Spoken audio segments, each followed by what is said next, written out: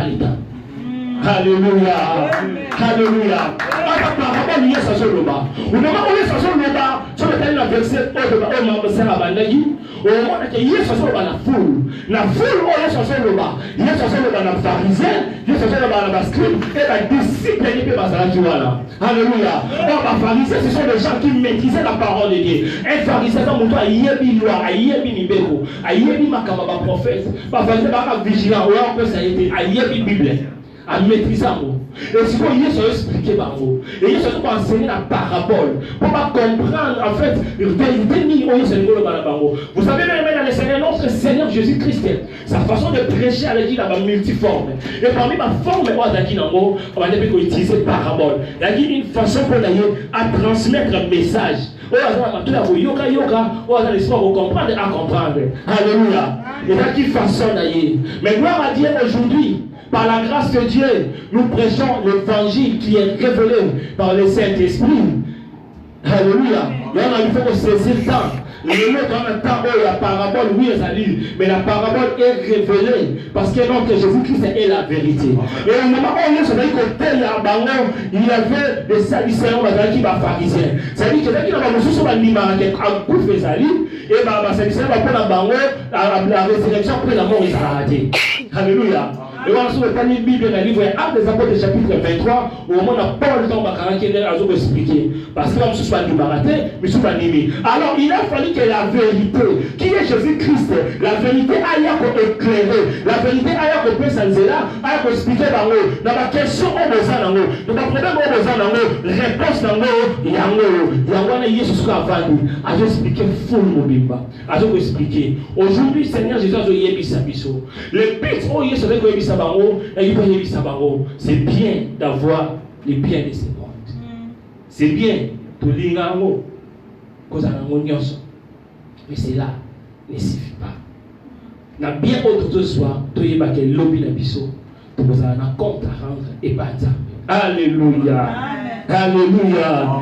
Mais c'est l'homme riche. Par rapport à la bien qu'on s'appelle au Pessaï, on peut dire physiquement qu'il était béni, que physiquement il est béni. Alors là, tu bien. Alandaku, azo vivre, azo tambola bien, azo lia bien, tout bien. Or, on a vu la biso, Babylone nous allons important. Il y a Zaki dans mon yos. Tout le monde qui béni physiquement. Physiquement qui béni. Pour les autres chrétiens, on dit pasteur, pas catholique, quand la table a donné les évangile pour eux. Tout ça qui est révélé. Parce que pour les catholiques, avant, ils nous prêchaient que pose à la béni dans l'eau là, il faut à la pauvre dans sa kilo. Alléluia. Il faut à la pauvre dans sa kilo, c'est qui dans l'eau là où on a béni. Non, c'est pas ça. Alléluia. Et là on va monter. Alors pour vivre, vivons joyeux. Nous les enfants de Dieu aujourd'hui révélés, nous ne pouvons pas vivre dans l'inquiétude, dans la pauvreté. Pourquoi? Parce que notre Dieu n'est pas pauvre. Il est le tout-puissant. Le monde n'y a pas appartenir à lui. Alléluia. Bataille biso habillement comment on va décrire biso. Et bataille biso nanga munenge mutu muso azaki pauvre. Lazare azali ya kolia makambo nyonso oyo mutu azaki nango. Soin nyonso oyo mutu asenga kaza nango. Mais Lazare azali nango te. Lazare azali kozanga kolia. Lazare santé na yé même na bapota santé les déjà malade et Lazare azalaki na ndaku te pour kovanda na porte et Lazare kwa lia azali kolia ba miette. Alléluia.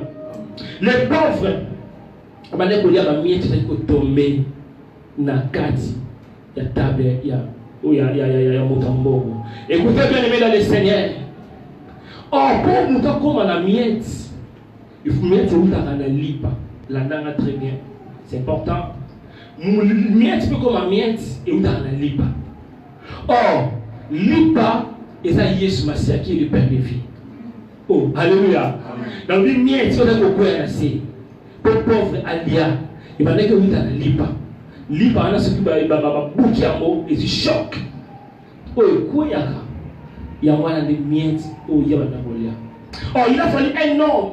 Akufa, il a fallu lipa, ekufa eza choc pour bimisa miette afin que la miette wana epesa biso accès biso pétrolia. Alléluia. Est-ce que la personne comprend le bas? Il a fallu qu'elle lipa et le choc, lipa et qu'elle ait la croix, lipa et koufa et puis ça va miette et la miette sango, puis se profiter de la grâce sango. La miette sango, puis se là. On le Père c'est Jésus-Christ de Nazareth. On a fait à Yeshua le pain de vie. On va pas balayer qui m'a par le désert, balayer qui m'a le désert, mais il a fallu que le pain de vie est là. Tant qu'on revient pain de vie pour la vie éternelle. Alléluia. Bien-aimé le Seigneur, aujourd'hui, nous devons vivre un moment où il y a la miette. Où il y a un moment pour l'abisso. Nous devons avoir un choc pour l'abisso. Et la miette pour l'abisso doit bénéficier de l'ango. Il y a un bien-aimé le Seigneur, nous devons nous au sommet, non la volonté à ma papa, non la volonté à ma négonayo, mais au sommet, la volonté à Nzambe. La volonté à Nzambe de ce moment, et il a fallu que Yeshua Koufa a perdu de valeur. Et dans la perte de valeur, Bissonga na yo, doit qu'on soit grâce. Alléluia. Écoutez, bien-aimé le Seigneur, cet homme avec le bel, à son là, mais à sa violence, malgré son état de santé, à perdre force, à perdre dans un Nicolas, à un Nicolas, à un Nicolas, à un Nyoso, mais bien aimé à sa violence. Bien aimé le Seigneur, comme on attend, il y a apôtre, comme on attend, il y a jeunesse, comme avant à porte tant à Jésus, le royaume de cieux pour nous côté dans tout ça la violence. Alléluia. Bien le Seigneur, pour aller à miette, il a fallu ça la violence. Si on a fallu violence, il a fallu miette voilà. C'est-à-dire pour vivre la vie d'ailleurs, il a fallu ça la violence. Bien le Seigneur, si tu veux vivre dans ta vie, il faut ça la violence. Il y a pour lui ta parole ensemble. Il faut ça la violence. Il y a pour lui à l'île d'ensemble. Car la parole de Dieu c'est la vie. Oh, la parole de Dieu donne la vie. La parole de Dieu donne la vie. Écoutez bien aimé, cette femme-là, aïe à son lieu là, on a pas porte, ma disciple là petit ça y est. Babi atika maître, Dieu savait na bango biloko ya bana, ba pesa on la boîte. Abi non, mais ba miette ko ya ba. Bien le Seigneur, les miettes wana, Dieu soit tali abi non. Non, mon allant de ma beauté. Bien aimé, ce qu'on a la miette avec la foi, ça va produire le miracle dans ta vie. Dans l'année 2020, ce qu'on a la miette voilà, on a la miette voilà, on a la violence, pas très exactement ça la violence, pas difficulté ça la violence, on a mis à coller dans la violence, on a mis à coller dans la violence, ça peut se déranger dans la violence. Bien le Seigneur, n'a pas pour rassurer yo, on a la béni pour la solution à problème là yo. Cette femme a fait la Yesu, Dieu se soit béni ça y est, Dieu se soit béni là y, bah ici peut pas béni là y, bah là qui a monté ça la violence. Est-ce qu'il y a la violence pour la parole d'Anzambe? Alléluia. Est-ce que ça a la violence? C'est homme qui était condamné. Non, il y a tout le monde même a toujours condamné la famille. Il était condamné à maladie par rapport à son état de santé. Il a été condamné à la nation. Il a été condamné à s'engager. Mais le jour où il a compris qu'il n'a pas vivre malgré ma condamnation, malgré la situation là, il faut lipa. Lipa, on a accès à côté de la table. On a accès à côté de la table, à la maison. Mais rien que le bien-être, le bien-être qu'on sauve là, le bien-être qu'on vit qui s'en va. Bien aimé dans le Seigneur, il ne va pas aujourd'hui m'en attendre à l'égo. Bah faire la femme étant dans le bas, et dans la parole à libérer. Nous sommes check la foi, il y a un produit miracle dans la vie là yo. Il y a un produit du calme dans la vie là yo. Même maintenant va condamner que la famille. Nous pas condamner à cause de papa là yo. Nous pas condamner à cause de maman là yo. À cause de notre mobile là yo. Le passé dans le monde va quelqu'un que oui, avant condamner yo. Mais malheureusement on va pour le bas. Il a la force de condamner quand on a assez. Mais il y a un mouton encore. Oh, à la force. Après ça, il faut faire là, il faut que l'on ait fait, qu'on appelle l'icône. Il y a un seul là-bas, on nous a condamné la vie là, on nous a condamné la vie là, au moment où on se déclare, quand on est dans la maison d'Ima, on a terminé de produire un miracle. Nous pouvons condamner n'a caché à célibat, n'a caché à rejet, n'a caché à cornéla, n'a caché à humiliation, aujourd'hui on est deux. Jésus. Alléluia. Bien-aimé le Seigneur. Yesu doit être à cet homme a pu comprendre, oh, à ta très zangi, à ta santé se déranger, mais dans la miette. Bien aimé dans le Seigneur, nous avons la Yesu, à sa récompense. Ça c'est sûr et certain. Yesu a fait bien, à la nyongwa moutoute. Alléluia. Alléluia. Bien aimé, Lazare qui signifie Elazar. Lazare qui signifie Dieu mon secours, Dieu mon aide, Dieu pourvoira. Oh, avant de comprendre, alors que non, malgré certaines maisons dérangées, malgré l'humiliation, malgré la situation, Dieu pourvoira. Dans ce terre, la bien-aimée, la dimanche à l'élo, dans le mois de janvier, dans le 12, chiffre 12. Il y a un chiffre bilan, chiffre 12, il y a un chiffre souka. La seule chose à nous connaître, pour le problème, il y a le limite. Quand la langue de commune a le 12, elle tâche à l'élo, ça va vous couvrir la situation. Ça va vous secourir. Dans le but, il est presté. Mais la seule chose, le 12 à l'élo, ça va jouer décision. Alléluia, quand le 12 a sélectionné, pour secourir.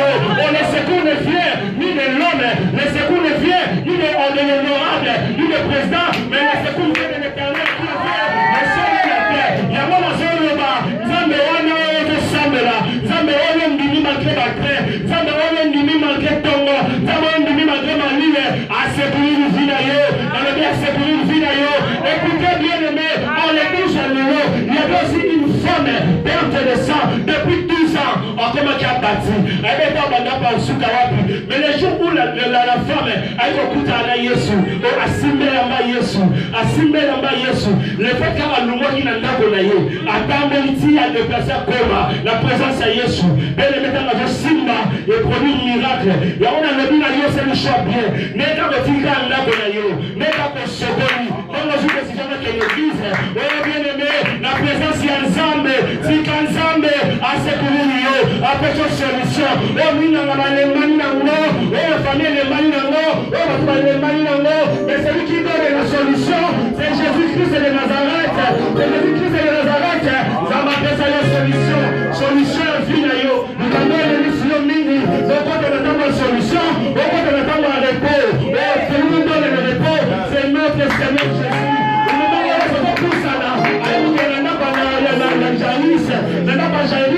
Moi, je n'ai pas Koufaki. Alléluia. Moi, j'ai eu ça Koufaki. Oh, mais moi, j'ai eu ça Koufi. Famille Bayemi. Bata quartier Bayemi. Bali Pena Yesili. Alors, on est à Moutoumoko. Nous devons noter à l'invité sur les années. Nous devons être plein de vie d'ailleurs. Là, on a généré vos chandelles. Et à chaque fois, on a vu d'ailleurs. On ne dit pas de laisser c'est fini. On ne dit pas de laisser solution santé. On ne laisse pas si maté. On les a mis de côté. Il est capable de les ressusciter. Mais ce qui est pour mort.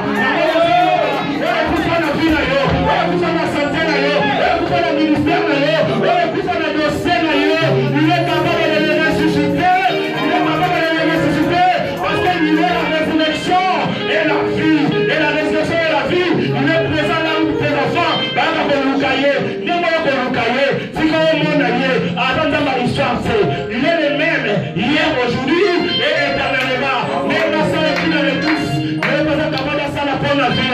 On est capable de faire toute la situation. On a bien aimé. On a mis en 2019. On s'est mis on déclare mis j'ai mis. Il y a des marches. On va aller faire mourir si matin. Mais il y a un jour. Il y a un jour. On dit bien aimé. Ce qui moi soit là. Dans une année, ils ont une année, ils ont 2 ans, 3 ans. Allez, on témoigne. Parfois, on va dire, il y a un problème. Mais nous, on va faire une solution. J'ai respect de non. Moi, je vais dire, je suis capable de faire ça. Mais Yesu a dit, bango bali bakoma na suka. Oyo sala 12 ans, akeka biloko nyonso koma na suka. Et oyo abela akufa batwala bakepona yesili pour Yesu ya ko ressusciter. Na invité zango te la message na. Mais Seigneur là va ndenge na sala ba bébé. Je pense que la première gars de l'eau, il y a un mouvement où Yesu a sélectionné. A sélectionné pas que ces solutions. A sélectionné pas que ces solutions. A invité mon Yesu ba ça. Il a dit ma porte c'est pas ça. La vie a sélectionné yo. Pas que ces solutions. Et lui Yesu te fait asa capable de parler sa pinjoli. Avec du malheur la mise en bateau, mais il y a parlé ça là, assassiné là et quand mise ce pinjoli zo bima. Et comme il pinjoli ya ko seka, ya ko seka. On nous tous on seka. Pour les là c'est qui ça là. C'est quand on me seka, bateau basal. Le but est que parce que riche dans ma zaki la bonne. Riche dans la bonne.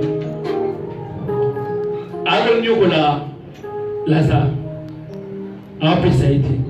Mais c'est comme Oyo et au Salake Lazare après la mort. Il change pas aussi à Lazare. Pesa ngata mutamai. To comme il attend Oyo, bateau ba nyoko libiso. To comme il attend Oyo, problème est nyoko libiso. Biso de nyoko la mo. Bateau a rejeté biso.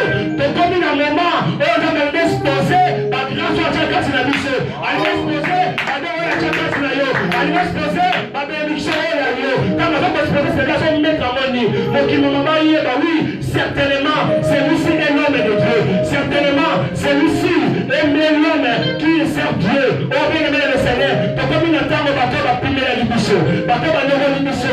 Bateau va l'élise biso. Bah on est là pour foutre la biso. Bah on est au sein la biso. Ah dans la pose à tout se rafraîchir. Dans la pose à pose à biso. Dans la pose à tout le biso. Dans la pose à. Bien aimé le Seigneur. Donc comme il attend mon et l'année 2020, ils attendent au année oyo. Bateau bakoya. On tout ça se publier avec non on a kendité on s'est petit on a s'est raté on a s'est esquissé on a le lendo si on nzambe la bien et wazala on a agneau colio on dit Jonas à la tête la guitare Jonas des problèmes à l'bosso bah le nion sur Jonas ça a à perdre vraiment na ma voisin va perdre et là on a mis balai à considérer la guitare babaki na mal bato ba sa teti pour la vie na yo bato ba créer un problème bien aimé to comme na tango oyo to va changer té on va ne va koya na sela yo bien aimé le Seigneur les deux personnes bakufi oh bien aimé les na té ya mutu moko to na té ba makambo oyo na biso. Nous avons le retour de notre Seigneur Jésus-Christ. Nous avons ni date ni monga. Et la vie d'aller dans la liwa. Olinga te, tout le monde doit partir. Alléluia. Alléluia. Liwa est tout le temps dans la liwa.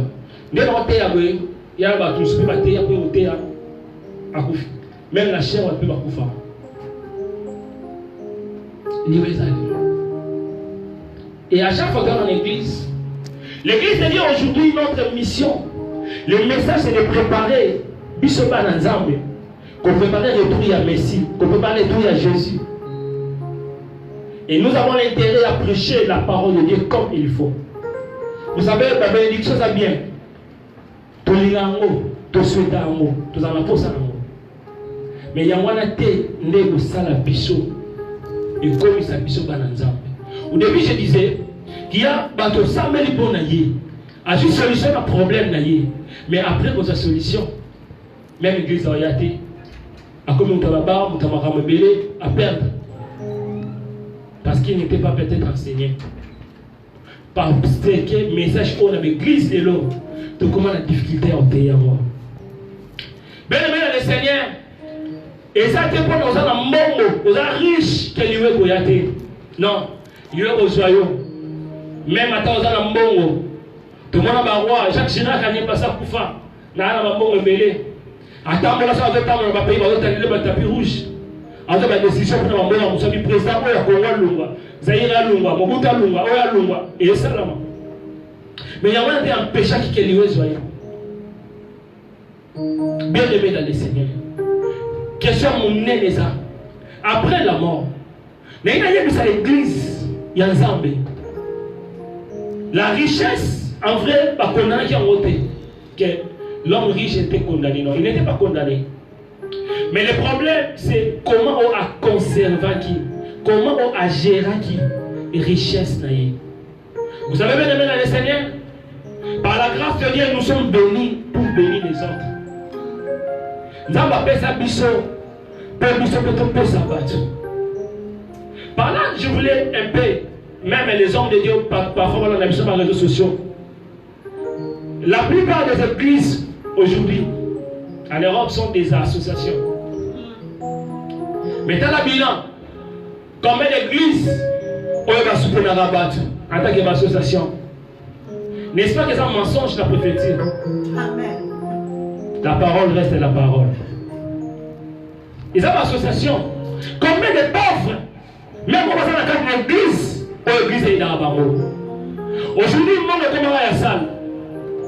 Moi, je suis à la salle, offrande, action de grâce, moi, je suis à la salle. Non, on va serviteur, on va travailler, mais non, on va pas pauvre. Mais dans l'église, il y a des gens qui même navigo. L'église est dans le action de grâce, il y a pasteur, dîme pasteur, offrande salle. Bien-aimés dans le Seigneur, comment est-ce que nous gérons l'église, la richesse, peuple ensemble, comment nous gérons? Quelles sont les activités que nous organisons pour soutenir les faibles, pour soutenir ceux qui sont abandonnés? Oui, tous en apôtre, il nous arrive des fois, tous en fait bilamba, mais bilamba on peut comme mon nene, ou bien on condi tikio, ou bien qu'on même sous mon parti. Alors dans ce moment-là, il y a un moko, ou à Zanga, ou à besoin, mais il y a aussi aider. Bah qui se pénètre dans la voie? Banda qui se fait la race inspiré de bois qui ont. Mais ça n'a pas zangi semi, azangi longo, on peut aider. Est-ce que tout ça là, tout le monde a tout bois qui bilamba.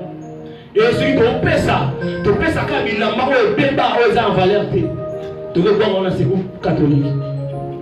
Et puis grave encore, on va s'appeler dans ma coquille.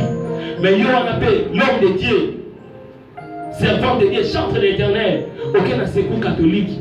Ok, c'est la aide. Nous avons la moyenne d'aider. La ligne de méthode réalisée qu'après la mort, tu te rendre compte dans Zambé par rapport à Zambé de sa mission. Bien, le Seigneur, même nous aujourd'hui les chrétiens, tu te rendre compte, il y a parole au Seigneur, il y a message au Seigneur. Parfois, on sent même dans les réseaux sociaux. Est-ce que ce soit temps? Il y a mon bal non, chérie, il est là fort. Sans toi, je ne peux pas vivre. Mais quand on est nous, moi, dans ce tambour-là. Quand on est mon bal dans ce tambour-là. Quand on est chérie dans ce tambour-là. Est-ce que ce soit temps? Il y a côté. Alléluia. Même nos enfants, moi, on a même en Afrique. On va dire qu'il y a une union, on va dire qu'il y a même dans beaucoup. Mais si vous avez Yesu, bien-aimé Zapamba. Si vous avez Yesu, bien-aimé, il y a parfois Yesu. Ou Nzambe, ou Nzambe là. Mais quand on va aller des fois, on va aller à l'église, on va aller calme. Papa, il y a un yate. Il y a un yate. Pour le but, il y a un yate. Est-ce que vous avez partagé parole? Bien-aimé, tu as c'est le coup de Yesu Aouya. Tu es bijouté. Tu es pour mon gâté. Nous avons un coup de bien-aimé. On dit qu'il y a un sort. Il y a un sort qui est mort. On va dire chaussure au linami. Où est-ce que voilà? Bien-aimé, on dit qu'il y a mort. On dit qu'il y a une chaussette. Et on dit qu'il y a un colonel. On dit qu'il y a un colonel au gâté. Donc, on dit qu'il y a un cadre dans l'avion. Et c'est avait explosé. A vu tenter.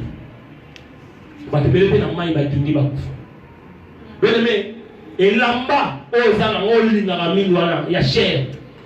Au Tikamo. Il y a des gens qui sont dans le monde. Alors, peut-être le moto là. Le pas mais ce que là qui se bat non c'est dans Zambédé. Bien le Seigneur, on a la semblable et riche pour nous. Il était avec nos moyens. Mais il faut partager dans le monde. Il faut dans la bande. On a intérêt dans lui. Pourquoi l'église aujourd'hui on a intérêt dans lui? Le reste au fond on a intérêt dans lui.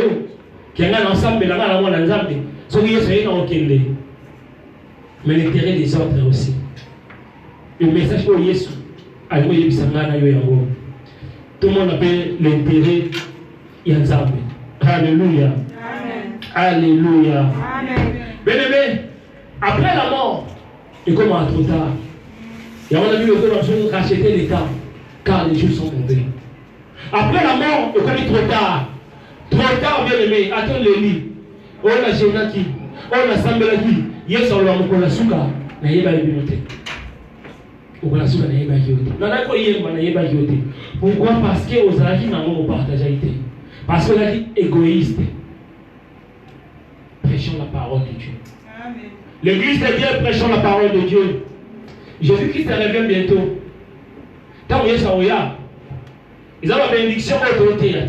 C'est lui de prêcher la bénédiction, malédiction, bénédiction, malédiction, le sang, la délivrance. Ils ont bien. Mais ils sont là. Et après Jésus, après la vie, il y a la mort.